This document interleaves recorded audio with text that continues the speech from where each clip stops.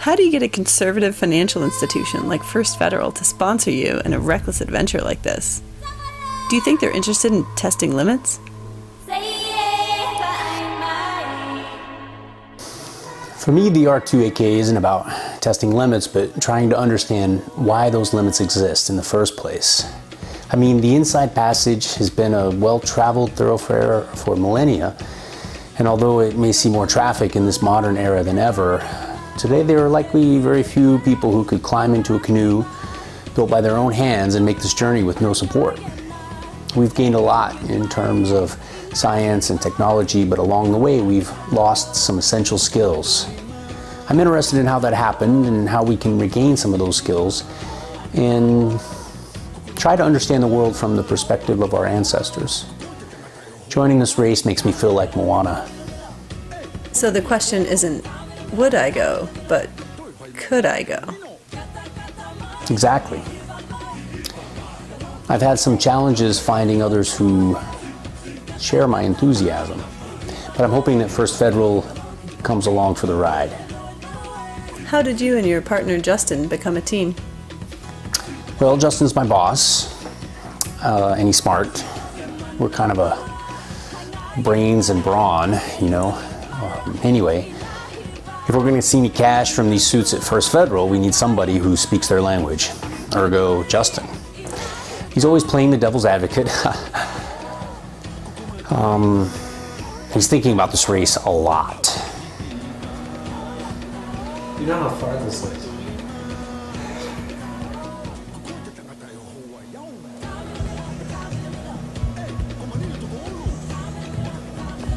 Your partner compared participating in the R2AK to the movie Moana.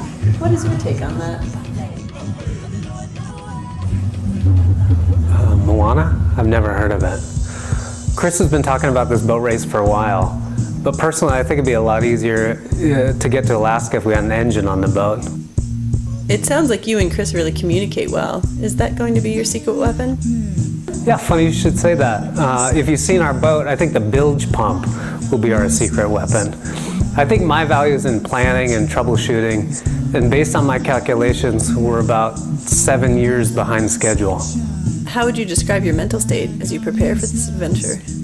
I was in Tokyo last week, and I had a nightmare that Chris was trying to get me to take a rocket ship he bought on Craigslist to Mars. I haven't had a good night's sleep since. Your partner, Chris, said you spoke the banker's language and would be able to cinch this sponsorship. Any reassuring words for the folks at First Federal? I'm doing this for Chris. He's having a midlife crisis. Your partner said you were always playing the devil's advocate. Are you really just afraid? I don't know if it's about fear. It's just, I've never sailed before. Are you prepared to guarantee First Federal that you'll win the race? No. How about a guarantee you'll finish?